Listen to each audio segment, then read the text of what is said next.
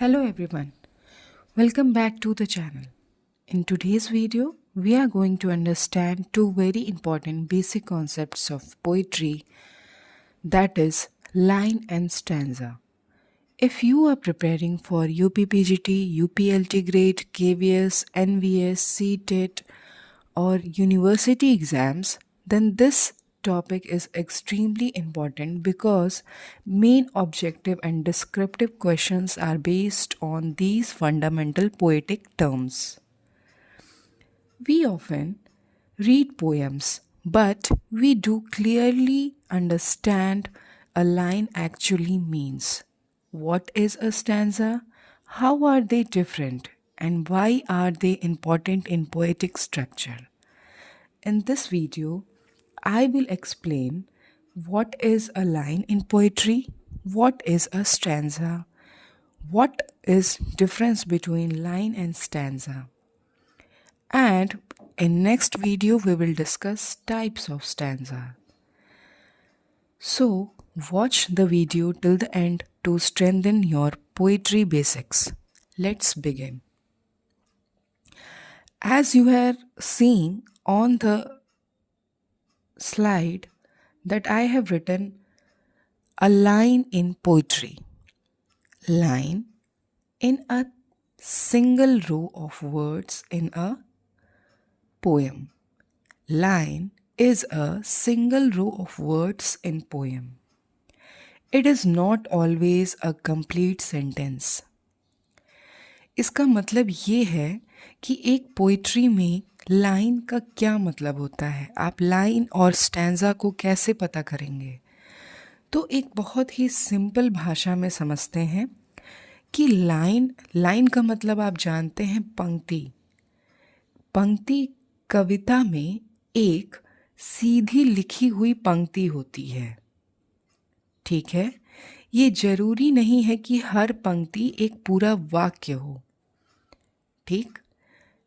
मेरी बात समझ रहे हैं कि कविता की एक सीधी लिखी हुई एक मात्र पंक्ति होती है और ये जरूरी नहीं है कि हर एक पंक्ति जो है पूरा वाक्य हो, ठीक।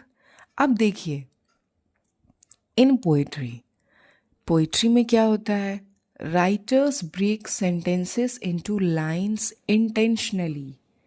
क्या करते हैं, जो पोएट होते हैं, जो कवि होते हैं, वो क्या करते हैं, वो भाव, लय और प्रभाव के लिए वाक्य को अलग अलग पंक्तियों में बांट देते हैं, ठीक है।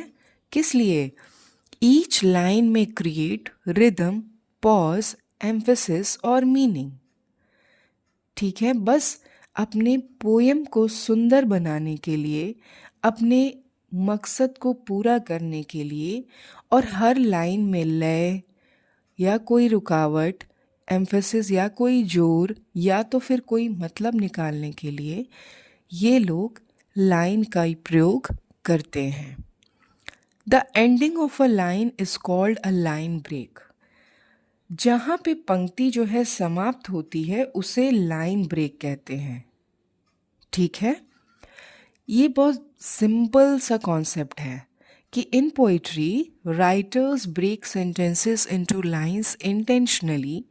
ईच लाइन में क्रिएट रिदम, पॉज, एम्फेसिस और meaning.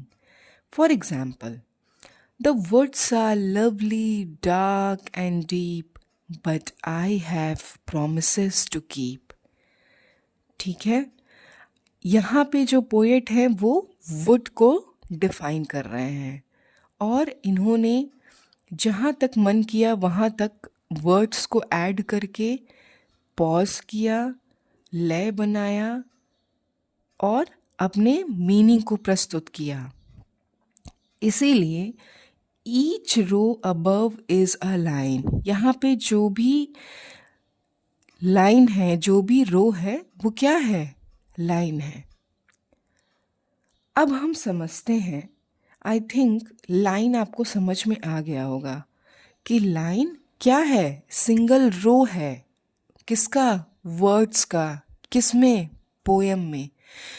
It is not always a complete sentence, पर वो कभी भी एक कंप्लीट सेंटेंस नहीं होता है।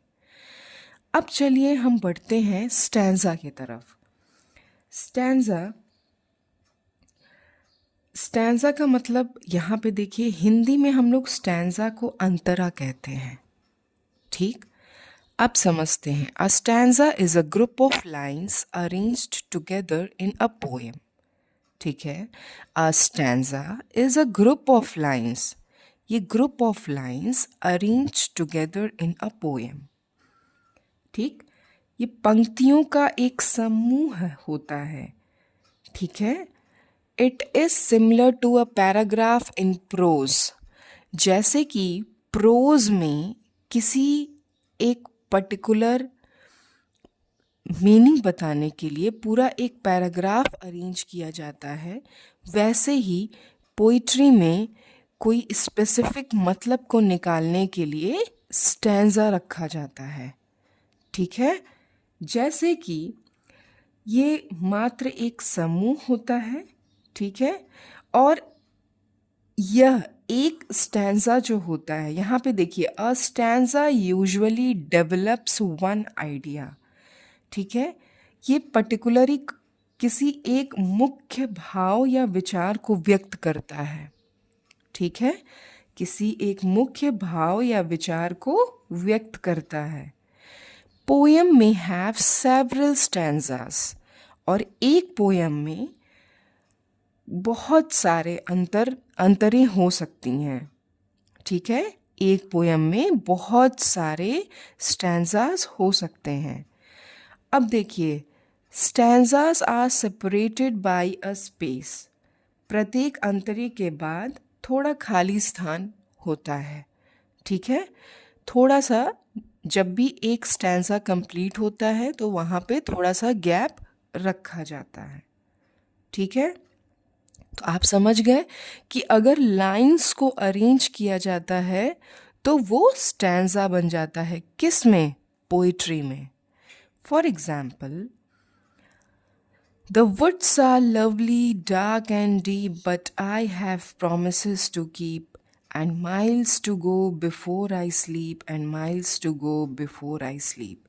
ये एक पूरा स्टैंजा कंप्लीट होता है, और यहाँ पे यही जो है इनकम्प्लीट था, ये मात्र एक लाइन था, लेकिन ये दो लाइन ऐड होने की वजह से ये पूरा एक स्टैंजा बन गया। And this group of 4 lines is one stanza. और ये जो 4 लाइन का ग्रुप बना है, इसको हम स्टैंजा कहते हैं। ठीक है, अब देखिए, एक बेसिक हम अंतर समझ लेते हैं। ठीक है, कविता की जो लाइन होता है, ये कविता का मात्र एक पंक्ति होता है, एक लाइन होता है, लेकिन स्टैंजा क्या होता है? ये पंक्तियों का समूह है, ग्रुप ऑफ लाइन्स है ये। ठीक है, और ये क्या है? A single row of words है। ठीक, इसमें जो हमारा रिदम है और जो मीनिंग है, ये इसका एक पार्ट होता है, लेकिन इसमें क्या होता है? एक हम पूरे मीनिंग को इसमें पूरा एक यूजुअली एक आइडिया, पूरे आइडिया को हम एक स्टैंजा से रिप्रेजेंट करते हैं। ठीक है, इसमें एक लाइन में हम लोग एक लय या अर्थ को प्रस्तुत करते हैं, और ये क्या होता है? एक सेंटेंस का हिस्सा होता है, एक सेंटेंस का पार्ट होता है। ठीक है, और ये कैसे होता है? ये पैराग्राफ के जैसा होता है। ठीक है, तो आई थिंक ये बहुत ही बेसिक सा मैंने बताया आपको लाइन और स्टैंजा के बारे में। अब हम लोग टाइप्स ऑफ जो स्टैंजा होता है वो हम नेक्स्ट वीडियो में पढ़ेंगे। So I think today we clearly understood the basic difference between line and stanza in poetry. Again, I want to explain you. A line is a single row of words in poem, while a stanza is a group of lines forming a complete thought, just like a paragraph in prose.